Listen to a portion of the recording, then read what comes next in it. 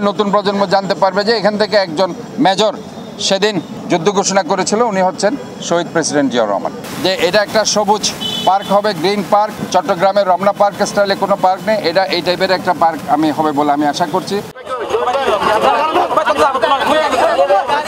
নগরবাসীর বিনোদনের অন্যতম ঠিকানা ২ নম্বর গেটর বিপ্লব উদ্যান, কিন্তু দীর্ঘদিন সংস্কারের অভাবে আজিগেই এডিয়ার আগর সবুজ শ্যামলর সৌন্দর্যের সেই রূপ। ভাঙাচোরা অবকাঠামো, অনিয়মিত পরিচর্যা আর সবুজ গাছগাছালি আজিগেল গই, যেন উদ্যানের প্রাণী নিবিগেল গই।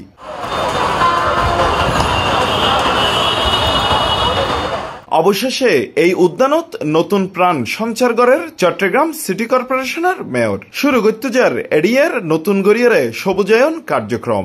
সেপ্টেম্বরের 25 তারিখ সকাল 10টায় এই কার্যক্রমের উদ্বোধন করে চট্টগ্রাম সিটি মেয়র। কাজে আমরা মনে করি এই জায়গাটার ঐতিহাসিক একটা পটভূমি রয়েছে, যেটা নতুন প্রজন্ম জানছে না। নিউ জেনারেশনকে জানাতে হলে আমরা এই যে মাঠটি আছে, এই মাঠটিতে কোনো স্ট্রাকচার কখনো হবে না। পিছনে যে মার্কেটটা আছে, দোকানগুলো আছে, ওই দোকানের উপরে একটা জাতীয় পতাকা হবে, একটা সবুজ পতাকা হবে, জাতীয় পতাকা, এবং সেখানে শহীদ প্রেসিডেন্ট জিয়াউর রহমানের ডিজিটালি লেখা থাকবে উই রিভোল্ট, আমি বিদ্রোহ ঘোষণা করছি, শহীদ প্রেসিডেন্ট জিয়াউর রহমান 25 মার্চ 1971।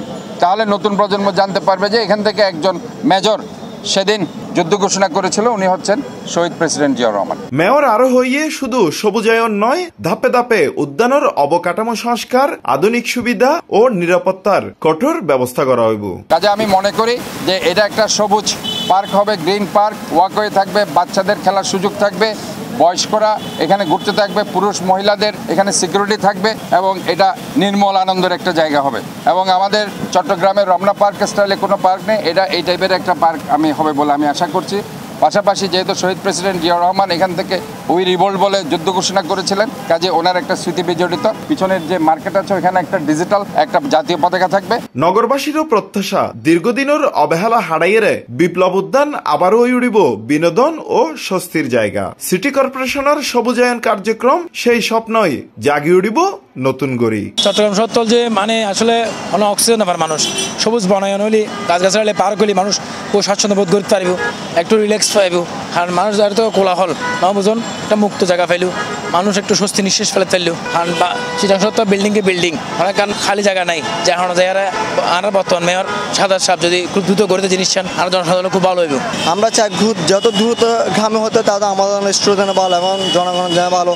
যত সামনে আর দিন গরম আসতেছে, সে কারণে এটা করা উচিত, কারণ এটা এই পদক্ষেপটা নেওয়া অনেক ভালো হবে। কারণ বর্তমান যত গাছ বাঁচান পরিবেশ বাঁচান, তো কথা আছে না, গাছ বাঁচলে আমরা বাঁচবো, আমরা নিঃশ্বাস নিতে পারবো। সবুজ শহর গড়িবল্লাই নগরবাসীর অংশগ্রহণও জরুরি বলে মনে করে সংশ্লিষ্ট হলে। বিপ্লব উদ্যানত শুরু হইনে এই কর্মসূচি বাস্তবায়নে নগরবাসী পাইব নতুন রূপে একান বিনোদন কেন্দ্র।